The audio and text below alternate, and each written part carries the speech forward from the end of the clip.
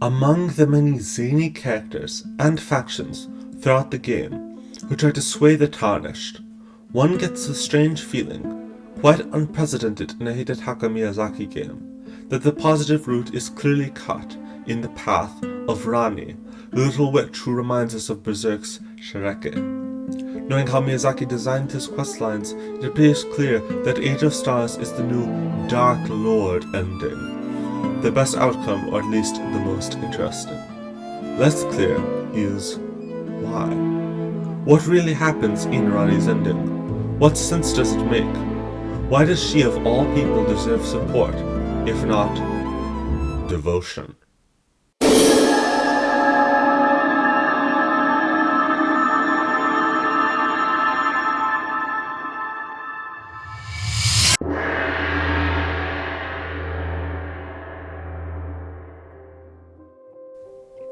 Ranni is a much misunderstood character. For her vulnerable appearance and occasional flashes of tenderness or affection, notably she is, after all, the consort in this author's only romance ending. She is taken as an idealistic rebel with an intriguingly harsh and lofty demeanor, which reveals a softer side. Yet she does not conceal her dark deeds. She presents herself as the culprit of catastrophe and of fratricide, and her associates don't give good vibes. Among their number, a brother whose rebellion has sunk into Luciferian depravity, Rykard, a maniacal rapist and serial killer who is after her only to someday have her body, Selvivis, a servant doomed to go mad for love, Blythe, a soft-spoken monster who constantly feels deceitful, E.g., and co-conspirators whom she herself has betrayed, Alecto, Tish, and co. Except for her mother, Ranala, whom she cares to protect, she manifests no attachment or concern for anyone in the family to a disturbing degree. The most beloved and accomplished of the half-brothers, Godwin, died at her hands, and if we follow dynastic praxis, he was possibly her intended marriage. She never even spells the name of her most illustrious victim. Then again, she has no comment about his supposedly closest brother and accomplice, Rykard, nor she has concerns on his devotion to the Golden Order that made him the praetor of inquisitors that could make tormekias, torturers, blush, nor when he found an idealistic strive to overthrow his own religion, and finally when he fell into an even more extreme cult, indulging in depravity for the sake of a now hollow revolution. All that's left of idealism is bloodthirst, ambition, and megalomania. Quite a blatant cautionary tale, but not one Ranni has anything to say about. Nor about Radan, her most heroic brother, which we also kill for the sake of her plan. He was a hindrance, now he's dead. She has a passing mention for Mikla and Melania, her competitors as gods' candidates, haunted by their respective diseases and lost in their own epic. As they are embarked on a crusade of idealism, delusion, and vanity for a new utopia that could possibly change the very nature of the world, they are given no attention either. Unlike Rykard, who fought Morgoth to a bloodbath, she seems uninterested with her brothers, sits on the throne of Lindal. It's almost like all if Lindal's Game of Thrones is utterly below her. The way she talks about her body, which she herself destroyed, sacrificing herself and Godwin, also raises the question that Ranni's motivation was entirely personal, not wanting to be a womb for a new divine scion. Being not from the golden lineage of Morgoth, Moog, and Godwin, we might suspect that it all revolves around the takeover of her lineage, the cadet branch that began with Radagon and Ranala, a charismatic Radan, noble king-conqueror who pays homage to Fist of the North Star's Rao, the embodiment of a ruler legitimized by sheer might, posing against a desperately unwavering Stannis Baratheon-esque legitimist, Morgoth, a feud in which Ranni and Rykard do just the dirty work. We could sum it up as mere dynastic contention, laced with generic teenage rebellion and the very banal defeat the gods that permeates all of Japanese fiction. Perhaps Ranni is just conspiring to grab power after all. Simply she has no reason to explain herself to us, her latest servant. Is that all then? Who is Ranni really? Sure, it's confusing that Celivis, when planning to finally have his way with her, confesses to the Tarnish that Ranni is an easy prey. She has way too good of a heart. Surely, Celivis has no reason to lie, yet she has a long list of crimes in her curriculum for a good-hearted girl. And in fact, Ranni's supposed good nature didn't prevent her to anticipate Celivis and strike him first. She remains ever the enigma. In sum, either Ranni is the coldest and cruelest schemer ever seen in a Miyazaki's work, or she sincerely deems her ideal worth of actions so detestable that she can't even bear to speak about it. Which begs the question, what ideal? To understand what Ranni's rebellion means philosophically, it is necessary to understand what she is rebelling against. Who is Merika, the goddess and queen mother? What is Ranni trying to bring down? The opposition, Miyazaki gives us a hint, is not between the sun and the moon, but between moon and gold. The sun, we are told, has been forgotten in the era of the golden tree, an eternal and constant source of light that never sets, unlike the sun, which cyclically gives way to the moon. After all, Merika, like the whole society of Elden Ring, is obsessed with death, with the possibility of controlling it, so much so that her most loyal servant, Malekith, exists only for the vain mission of containing death. A huge number of different funeral rites are counted, each rite going in and out of fashion with the political struggles, of which proper death is the one Merika wants. Burial in the roots of the golden tree, presiding over a samsara of reincarnation as the Erd tree recycles both body and souls into the forms it sees fit. It could even grant functional immortality and instant reincarnation, as it does indeed with the Tarnished. The so-called Eternal Queen is terrified of the end to which everything is destined death, as much as the lowest of mortals could be. Merika is a complex character, an interweaving of Jesus Christ's burden, Lord Gwyn's hubris, Cersei Lannister's fragility. Merika longs for a world of only life, only light, only abundance, only peace for herself and her prestigious family, as a quid pro quo for her role as incubator, for the heavy task of being God's representative on earth. Merika's condition is a metaphor for political marriage and the instrumentation of births. A goddess recipient must have a fertile womb and play the role of a mother for a future recipient, a dynasty of women, Empyrean, destined to be the womb of the Elden Beast and therefore the Elden Ring, to marry an Elden Lord who will prove useful in enriching the logic of the world. Thus Godfrey, a man of war, is no longer needed in peacetime and is replaced by Radagon, an intellectual, a Renaissance man of inquisitive and open mind. She bears, quote, solemn duty that weighs upon the one beholden, not unlike a gnawing curse from which there is no deliverance, end quote. Her womb is the laboratory in which the political order of the world is defined. There is a quid pro quo, as we said, as the vessel of the Elden Ring, Merika controls its power to divide and distinguish, to define. This power represents the objective above the subjective, the non-interpretable truth in solid form. If Merika states that the world of one of her enemies is to ignite a fire in eternity, this becomes true as it is true for the last of the giants. If it is stated that the living dead are a plague, these are contagious and venomous whether they want to be or not. Fear defiles Lionel and Roger, though she loves them. If primal human nature is fierce and savage in Merika's law, it becomes monstrous in reality by manifesting as a curse, the omen. If she commands to one of her slaves to devote his entire existence to craft a weapon, he will do so, disregarding time, sanity, and despair. The ring does not describe nor prescribe. The ring writes reality, is objective law, is the final say par excellence. Grace, the light of the ring, assigns purpose and meaning to things. If religion says that at death you will be reincarnated, this is actually happening. If astrology, determined by the stars, which the Elden Ring is said to govern, says that Ranni will find Nokron only when a comet falls, so it is and so it will be. America holds the matrix code of reality and does not shy from making extensive use of it. The Elden Ring cannot create or undo, but it can divide and thus seal, and she seals everything that frightens her, starting with death itself, then destruction, flame of the giants at the cost of wiping out all of their race of giants.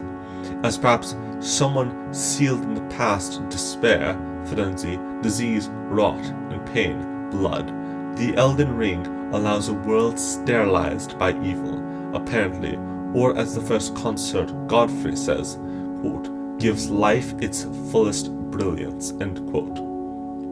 Indeed, after experiencing such a blissful godlike existence, life without grace should feel dull, unfair, and despairing, a mockery of true life. America's vision betrays a certain childlike naivete to desire only joy, desiring a world determined only by herself, reuniting with her other half Radagon, and with him starting a new lineage, of which America/Radagon is the only pure ingredient, since whatever that means, America and Radagon are the same being. Make no mistake, each of these choices inevitably comes back to haunt her. Her first sons, Melina and Mesmer, both have, in their eyes, powers she fears, and she is condemned to dread her own offspring, bringing the mother to enslave and repurpose both her threatening children. After a union with Godfrey, two of her sons, Morgoth and Mohg, are born monsters, Omen. And while the former will always stand up for a mother and people who despise him, the latter will burn with revenge and hatred. The prodigious twins, born from the union of the two halves, Miquella and Malenia, are born afflicted with curses, eternal youth in Miquella, and the scarlet rot scarring Malenia's body. The favored son, Godwyn, possibly the one born free of curses, dies at the hands of America's stepdaughter, Ranni, probably chosen by Tish and Electo as target of political revenge. Indeed, while being a shaman Numen, America apparently never put the Nox Numen of Nokron and Noxtella in power or even had them in servitude. Finally, the last hope of this crumbling dynasty is Miquella, the most brilliant and pure, a genius and an androgynous, and an Empyrean, an ideal new god for a new god. And yet the events he sets in motion cause the demise of himself, Mohg, Radahn, and Malenia. It's way more effective than a planned purge of the family, and identical also cause the suffering of millions. Sounds like dark humor, but just because it's fictional. It all backfires on America. Nothing left for her but a desire for eternal suffering for the world, the wish for the end of that order, that logic that Radagon has loved, studied, and understood, perhaps to understand himself, since he is one with the order and the ring. The ring that he wanted to defend and repair himself. This is what Gideon calls the end that should not be, and that is, quote, that we continue to fight each other forever, end quote. Is it the will of America or Radagon, or the paradox of the two symmetrical wills? This mystery confuses the two fingers and the direction of grace, which becomes a self-contradictory prophecy. It guides the Tarnished to destroy the Elden Ring, yet bars his way. This paradox leads Gideon, the most learned and cynical of all Tarnished, to terror and resignation. The collective mission of the Tarnished truly is without meaning, since it contradicts itself, because God itself, America, is contradictory and possibly just wishes endless misery for the once paradise she designed. It would be easy to say that the moral of the story is that America is just a terrible human being who somehow grabbed the role of goddess only to cry foul when she cannot even handle her own powers. Surely we would do better than some America, right? She is Miyazaki's critique of man's quest for absolute truth, the divine, the transcendent. To America, the demiurge God has handed over the world's machine, its core and its rudder.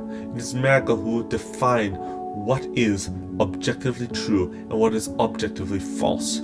She writes the metaphysical code that shapes reality.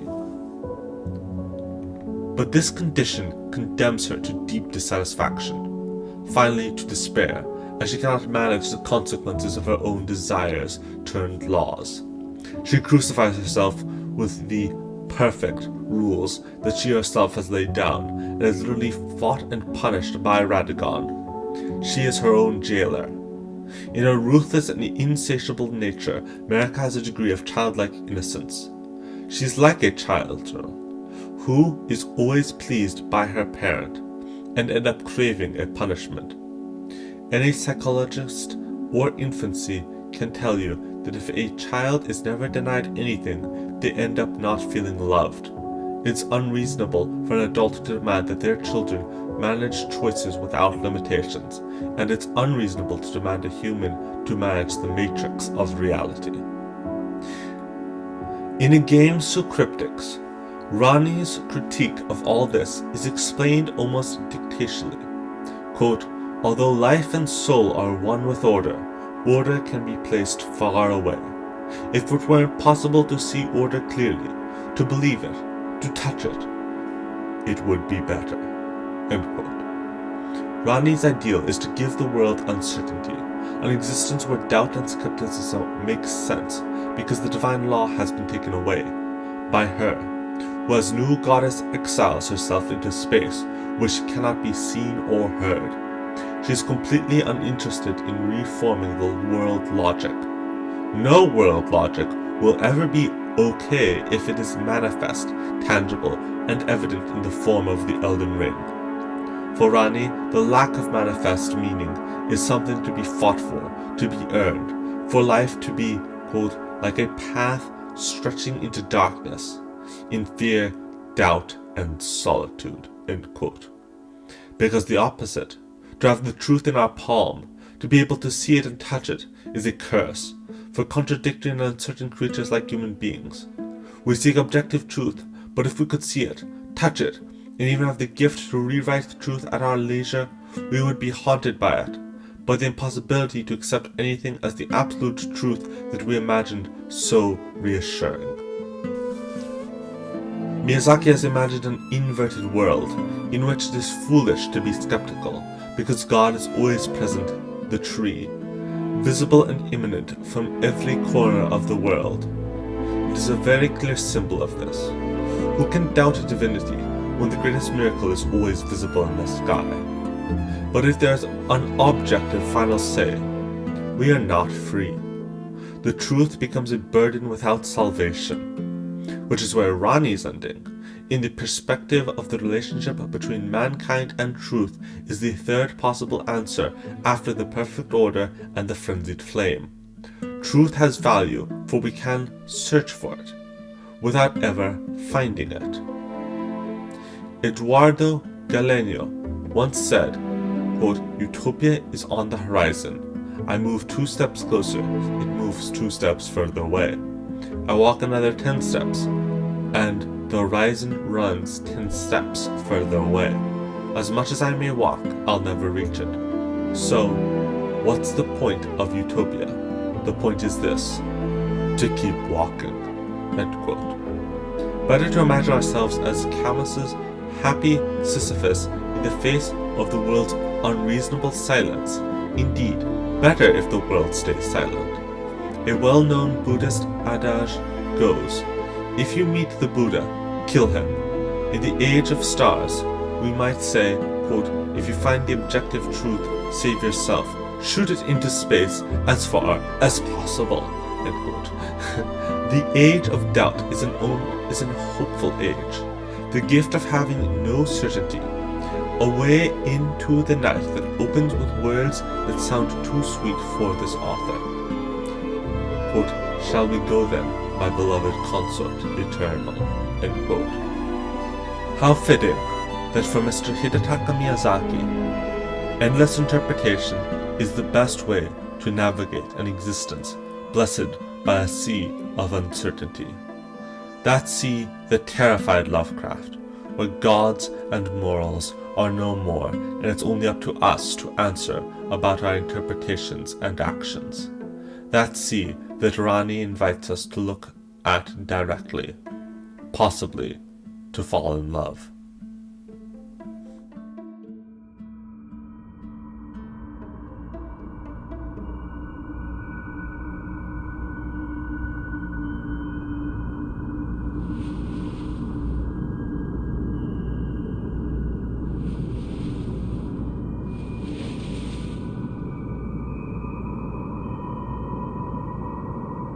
Well then, shall we?